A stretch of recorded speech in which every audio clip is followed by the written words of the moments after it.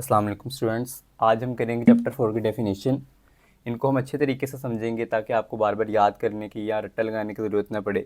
ये डेफिनेशन आपके जहन में लंबे टाइम तक सेव रहें। तो स्टार्ट करते हैं। सबसे पहले मेरे पास है common factors. In algebra a common factor is an expression that divides two और मोर एक्सप्रेशंस एग्जैक्टली।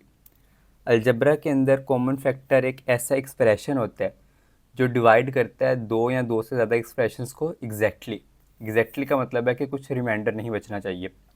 एग्जाम्पल से इसको समझते हैं।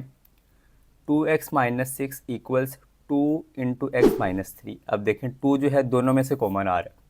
अगर 2 को मैं डिवाइड कराऊँ 2x के साथ तो मेरे पास x बचता है, कुछ रिमाइंडर नहीं बचेगा। इसी तरह 2 को डिवाइड कराऊँ 6 के साथ तो मेरे पास बचता है 3 और रिमाइंडर में मेरे पास कुछ भी नहीं है, मतलब ज़ीरो है। तो 2 को मैं कहूँगा कि ये दोनों का कॉमन फैक्टर है। इसी तरह x+2 और x-3 ये एक एक्सप्रेशन है। दूसरा एक्सप्रेशन है x-3 इंटू x+4। अब इन दोनों के अंदर x-3 कॉमन है। जब इसको x-3 से मैं डिवाइड कराऊंगा तो ये दोनों कैंसिल हो जाएंगे और x+2 बच जाएगा। इसी तरह जब मैं इसको x-3 से डिवाइड कराऊंगा तो ये दोनों कैंसिल हो जाएंगे और x+4 बच जाएगा। तो ये चीज़ दोनों में कॉमन आ रही है, दोनों को एग्जैक्टली डिवाइड कर रही है। इसे हम कहेंगे कॉमन फैक्टर। उसके बाद है मेरे पास trinomial factoring. Trinomial factoring is converting trinomial expression as a product of two binomial expression. Trinomial expression एक ऐसा अमल है जिसमें हम कन्वर्ट करते हैं ट्राइनोमियल एक्सप्रेशंस को। ट्राइनोमियल एक्सप्रेशन से मुराद ऐसा एक्सप्रेशन जिसके अंदर ट्राई मतलब कि तीन टर्म्स हों। देखें 1 2 3 तीन टर्म्स हैं इसके अंदर, तो इसको हम कह देंगे trinomial expression. As a product of two binomial expression, इसको कन्वर्ट करना है या इसको तब्दील करना है product of two binomial expression, दो बायनोमियल एक्सप्रेशन के प्रोडक्ट में। अब दो एक्सप्रेशन देखें, मैंने इसको कन्वर्ट कर दिया दो एक्सप्रेशन में, x+2 और x+2। बायनोमियल का ये मतलब है, बाय का मतलब भी टू है, कि हर एक्सप्रेशन के अंदर दो टर्म्स हों। देखिए यहाँ पे भी दो टर्म्स हैं और यहाँ पे भी दो टर्म्स हैं, और यहाँ पे लिखे है एज अ प्रोडक्ट, इनके प्रोडक्ट के तौर पे, मतलब ये दोनों मल्टीप्लाई होने चाहिए, तो ये दोनों मल्टीप्लाई हो रहे हैं। सिंपली क्या किया हमने, ट्राइनोमियल फैक्टरिंग इस कन्वर्टिंग, तब्दील किया है ट्राइनोमियल एक्सप्रेशन, ये ट्राइनोमियल एक्सप्रेशन है, तीन इसमें टर्म्स हैं। उसके बाद as a product of, product की सूरत में या मल्टीप्लिकेशन की सूरत में, ऑफ टू बायनोमियल एक्सप्रेशन, दो बायनोमियल मतलब दोनों के अंदर दो दो टर्म्स हों। तो ये इसकी एग्जांपल है। और ऊपर जो कॉमन फैक्टर वाली एग्जांपल थी, तो दो एग्जांपल थी हमारे पास, हम इन दोनों में से कोई भी एक कर सकते हैं। उसके बाद तीसरे नंबर पे मेरे पास आता है HCF, highest common factor. The HCF of two और more algebraic expressions refer to the greatest algebraic expression which divides them without leaving a remainder। HCF दो या दो से ज़्यादा algebraic expression का, उसका ये मतलब होता है कि refers to the greatest algebraic expression, एक ऐसा algebraic expression हो which divides them without leaving a remainder, जो दोनों को डिवाइड करे कोई रिमाइंडर छोड़े बगैर। एग्जाम्पल से इसको देखते हैं। मेरे पास एक नंबर है 8, ये पेन नहीं चल रहा, 8 और एक नंबर है 12। अच्छा जी, 8 के अगर मैं फैक्टर्स लिखूं तो मेरे पास आ जाएगा 2 2 4 और 4 2 8। इसी तरह 12 के फैक्टर लिखूं तो 3 2 6 और 6 2 12।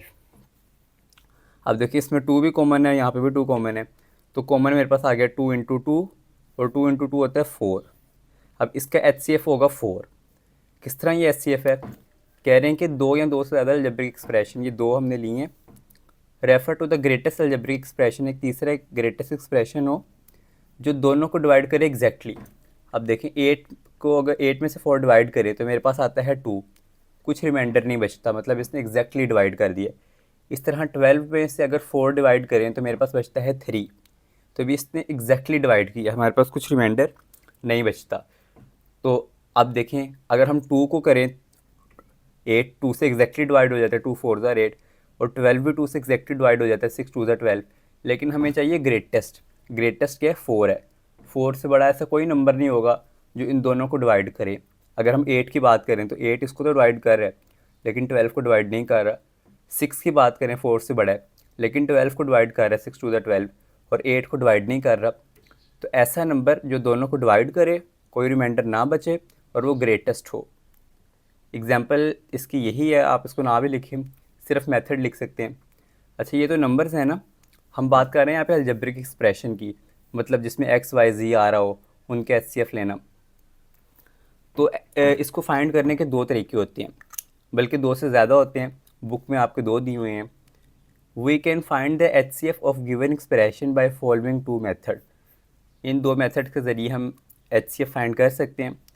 पहला है फैक्टराइजेशन और दूसरा है डिवीजन मेथड। ये आपके एक्सरसाइज में यूज़ हुए हैं।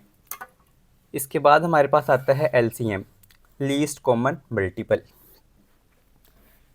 द एलसीएम ऑफ टू और more algebraic expression is the smallest expression. वहाँ पे था ग्रेटेस्ट, यहाँ पे smallest expression. That is divisible by each of the given expression. वहाँ पे था डिवाइड्स, विच डिवाइड्स था यहाँ पर, और यहाँ पर है विच इज़ डिविजिबल बाय। तो इसका क्या मतलब है, 8 और 12 की एग्जांपल लेते हैं।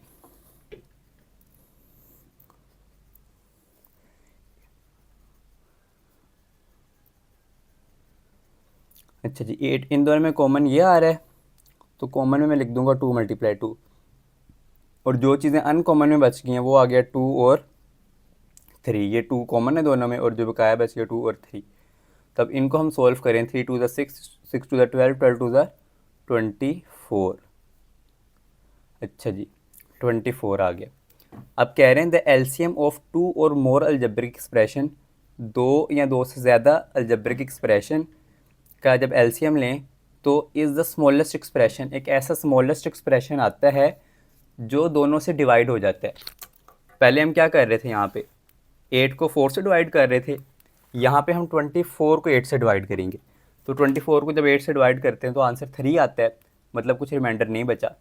इसी तरह हम 12 को 24 से डिवाइड करेंगे तो भी आंसर में रिमाइंडर में 0 नहीं आएगा, 12 टू ज़ा 24। तो 24 दोनों से डिवाइड हो जाता है। यहाँ पे था 4 दोनों को डिवाइड करेगा, और यहाँ पे 24 दोनों से डिवाइड हो जाएगा।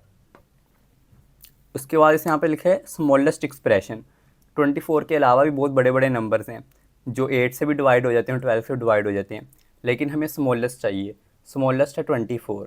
24 से ऐसा छोटा कोई भी नंबर नहीं है जो 8 और 12 दोनों पे डिवाइड हो जाए। तो इसको फाइंड करने का फॉर्मूला हमारे पास दिया हुआ है। To find the LCM by factorisation we use following formula. LCM find जब फैक्टराइजेशन से करते हैं तब हम इस फार्मूले को इस्तेमाल करते हैं, common factors multiply uncommon factor, जो कि मैंने ऊपर किया। कॉमन फैक्टर यहाँ पे लिख दिए, मल्टीप्लाई कर दिया अनकॉमन फैक्टर्स के साथ। तो ये इसका तरीका है। उसके बाद 5वें नंबर पे हमारे पास relationship between HCF and LCM. अब ये शॉर्ट तो नहीं है, डेफिनेशन तो नहीं है, लेकिन शॉर्ट में वो पूछ सकता है कि रिलेशनशिप इसका बताएं।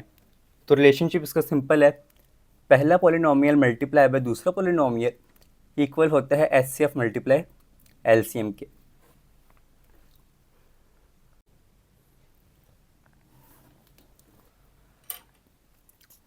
जिस तरह हमने 8 और 12 की एग्जांपल ली थी, तो वो कह रहे हैं अगर 8 को 12 से मल्टीप्लाई करें, 8 12 मेरे पास होता है 96, तो वो चीज़ इक्वल होगी इनके एचसीएफ और एलसीएम को मल्टीप्लाई करने से जो आंसर आता है।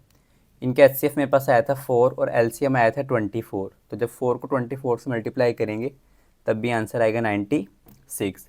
ये मैंने आपको एग्जांपल दिए नंबर्स की सिंपल, जबकि यहाँ पे अलजबरा की बात हो रही है, मतलब x square plus 4x plus 3, तो इन टर्म्स की वो बात कर रहे हैं। उसके बाद हमारे पास आखिर में है स्क्वायर रूट। स्क्वायर रूट का तो आपको पता ही है कि किसी नंबर का जब हम स्क्वायर रूट लेते हैं तो हमारे पास ऐसे दो नंबर आ जाते हैं जिनको मल्टीप्लाई करने से वापस वही नंबर आए। The square root of an algebraic expression refer to a value. किसी भी अलजेब्रिक एक्सप्रेशन का स्क्वायर रूट लेना, वो ऐसी वैल्यू हमें देता है व्हेन मल्टीप्लाइड बाय इटसेल्फ, जब उसको खुद से मल्टीप्लाई किया जाए, गिव्स द ओरिजिनल एक्सप्रेशन, हमारे पास असल वैल्यू आ जाए। जिस तरह अगर हम 81 का स्क्वायर रूट लें तो मेरे पास आता है 9, तो कह रहे हैं square root of an algebraic expression refer to a value, एक ऐसी वैल्यू को रेफर कर रहा है व्हेन मल्टीप्लाइड बाय इटसेल्फ, जब उसको उसी से मल्टीप्लाई किया जाए, मतलब 9 को 9 से जब मल्टीप्लाई किया जाए, गिव्स द ओरिजिनल एक्सप्रेशन, हमारे पास असल वैल्यू आ जाए 9 9 ज़ा 81। तो ये नंबर्स के टर्म में मैंने आपको समझाया, अलजबरा के टर्म में यहाँ पे दिया हुआ है 4x² प्लस 4x प्लस 1, इसका स्क्वायर रूट लें तो मेरे पास आता है 2x प्लस 1 प्लस माइनस का 2x प्लस 1 को अगर मैं 2x प्लस 1 से ही मल्टीप्लाई करूँ तो वापस मेरे पास आ जाएगा 4x² प्लस 4x प्लस 1। अब इसको मैंने फाइंड किस तरह किया, तलाश किस तरह की है, इसके दो मेथड हैं, एक है फैक्टराइजेशन मेथड, एक है डिवीजन मेथड, सेम जो HCF में हमारे पास मेथड थी।